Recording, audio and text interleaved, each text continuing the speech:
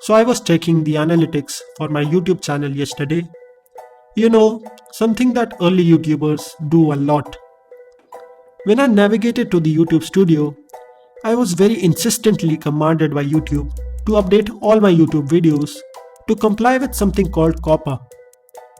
Like any other regular person, I thought I should leave this task for some other day.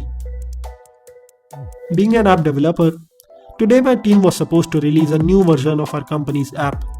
But as we were about to publish the release, we just simply couldn't. We couldn't publish a new release because now Google had insistently commanded all app developers to, well, comply with something called COPPA. After seeing an elaborate list of terms and conditions, again, like regular people, we thought we should leave this task for some other day. But I was surprised to see the magnitude at which Google is pushing all associated content creators to comply with this COPPA. I can assure you from my long experience in app development and of nearly an year of experience being a YouTuber that this is the first time Google is pushing something so hard on its products. So what is COPPA? How is it gaining so much traction by big companies like Google lately? And why is Google pushing it so hard? Let's find out answers to these questions. COPPA is short for Children's Online Privacy Protection Act. I think it is pretty intuitive from its expanded name as to what this law does.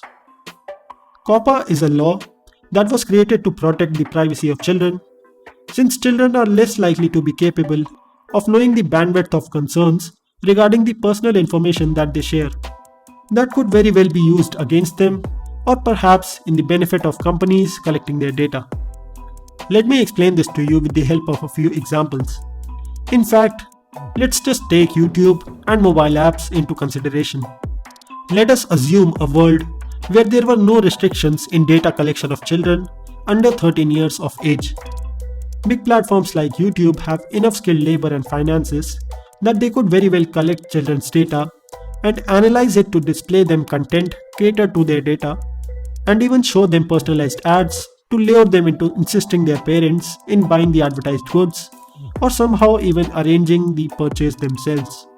And since there will be no restrictions in what these children will be shown on YouTube, it is highly likely for a kid to randomly stumble upon irrelevant and inappropriate content, or content that is very hard for them to comprehend with their young minds.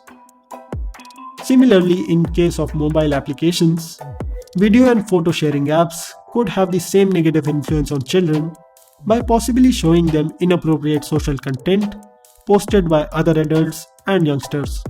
It is no surprise that even the biggest companies fail to comply with such essential laws. YouTube was fined with $170 million a few months back for COPPA violation. TikTok was fined around $6 million recently for COPPA violation. And the harsh reality is that there are many companies that were fined for COPPA violation simply because they were not even aware of this law previously. No wonder why Google is pushing COPPA to its content creators so hard. Now there is a big list of conditions that a certain company has to meet in order to confirm whether or not they follow along with COPPA. But I will not bore you with the specifics. You can go on the COPPA's official website and read the rules directly, which I felt were very well documented by the way. As of now, all you need to know is that if a certain company's audience does not include children, then that company has nothing to worry about with COPPA. But if a company's target audience includes children, they have to follow the rules stated by COPPA. Otherwise, the company will not only have to forcefully comply with COPPA later, but will also have to pay a huge fine, which is about $42,000 per use of their product by children. That means the total number of children who have used a certain app multiplied by the number of times each of them have used that app multiplied by $42,000. Well, I don't know about you, but I strongly feel that the resultant amount of fine to be paid by a company for COPPA violation will most certainly always be huge. Let me know down in the comments what you think about this law of COPPA. Make sure to like this video if it added some knowledge to your life, and subscribe to our channel to watch more from us in the future. Thank you for watching and see you next time. Tathastu.